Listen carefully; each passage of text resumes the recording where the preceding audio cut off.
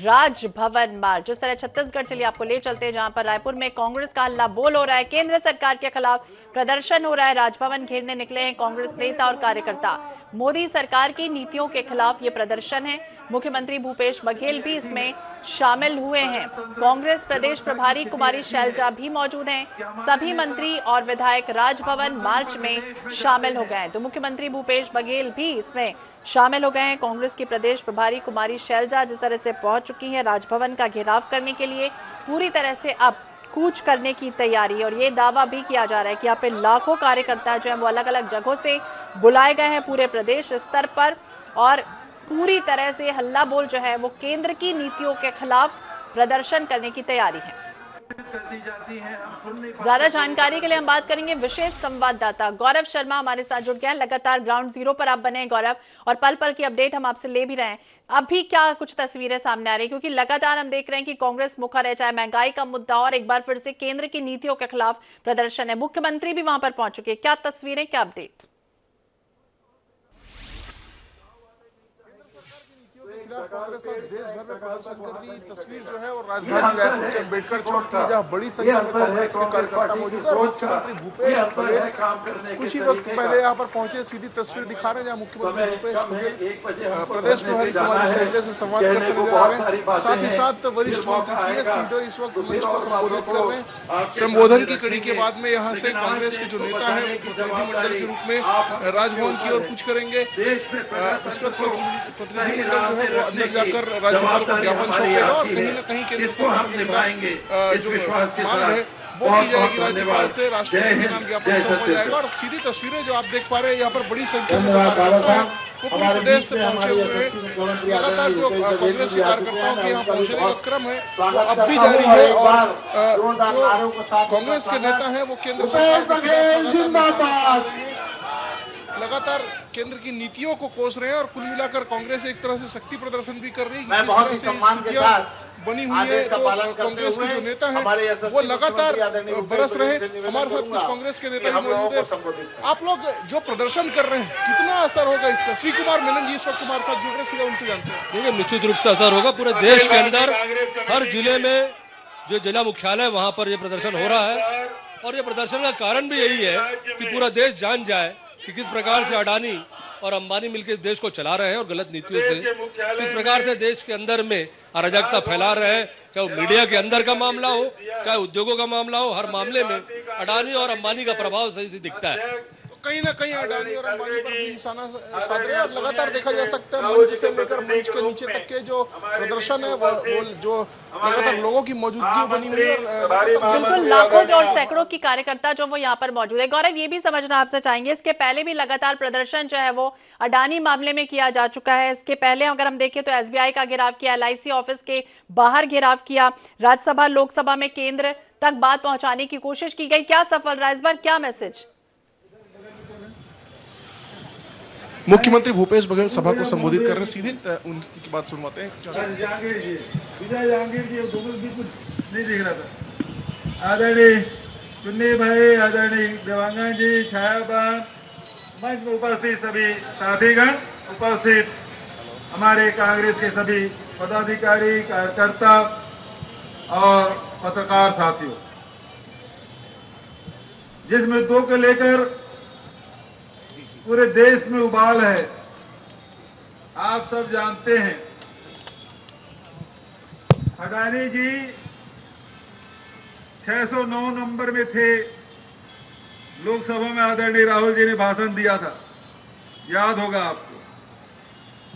कुछ दिनों में, कुछ महीनों में वो दुनिया के दूसरे नंबर के बड़े पैसे वाले हो गए थे। बड़े बढ़ चढ़कर मीडिया में सारी बातें आती रही, लेकिन एक पेपर क्या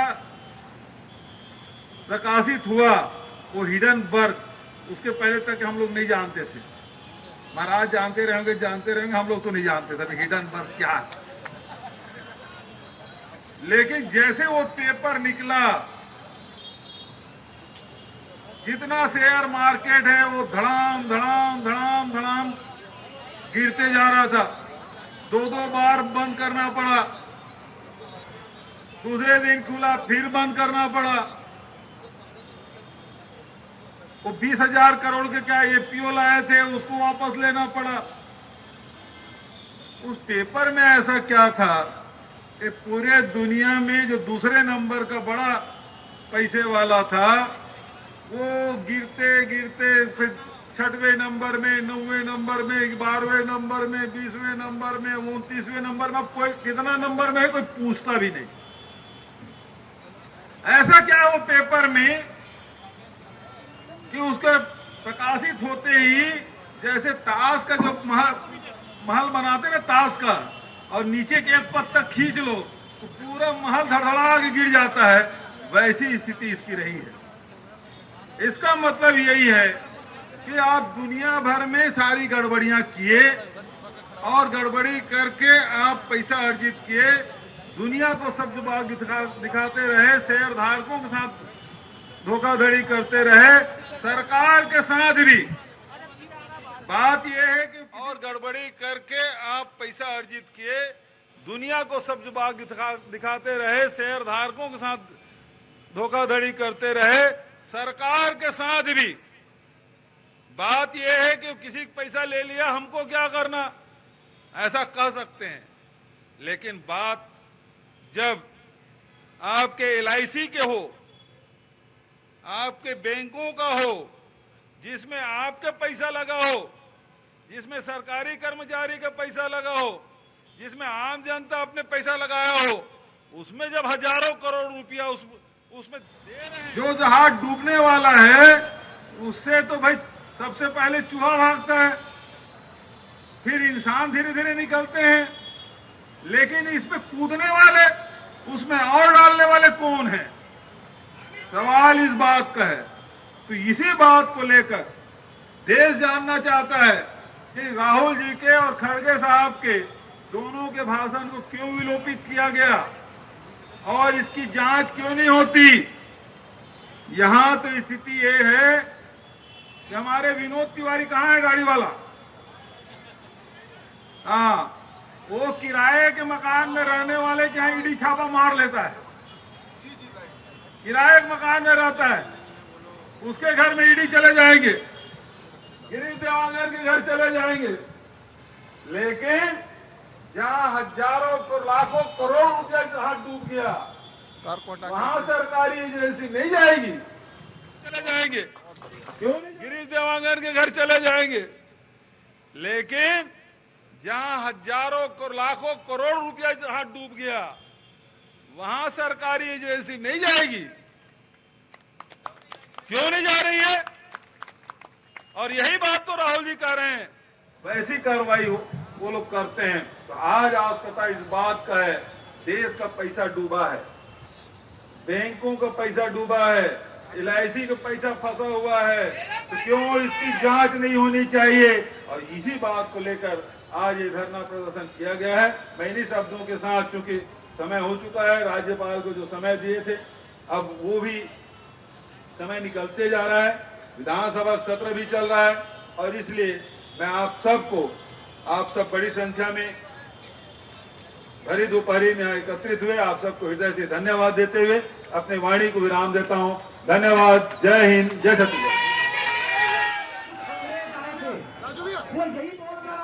मंच पर उपस्थित हमारे सभी वरिष्ठ नेतागण,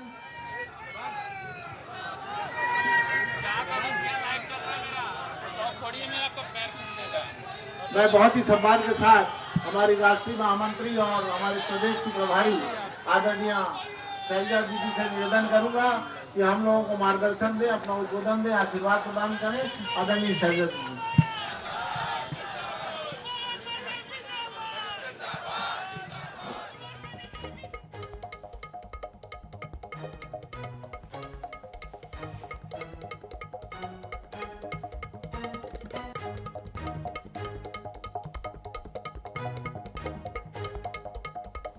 मकाम जी, वरिष्ठ मंत्री श्री TS सिंहदेव जी, रख दे उसी में, श्री कवासी लखमा जी, हमारे अन्य सभी साथीगण, मंचासीन सभी साथी, हमारे सेक्रेटरी, जॉइंट सेक्रेटरी साहिबान, हेलो, जिला अध्यक्ष श्री गिरीश दुबे जी और यहाँ उपस्थित मेरे सभी साथियों, मीडिया के हमारे साथीगण। साथियों, मुझसे पहले वक्ताओं ने बहुत डिटेल में आपको आज के मुद्दे के बारे में बताया। हम पूरे देश में आज इस तरह का धरना प्रदर्शन कर रहे हैं। क्यों कर रहे हैं? क्या जरूरत पड़ी? साथियों, आप देख रहे हैं कि देश में विदेश में भारत का सर नीचा हुआ है। कहा जाता था कि हमारे देश के एक व्यक्ति अडानी जी दुनिया में दूसरे नंबर के अमीर हैं।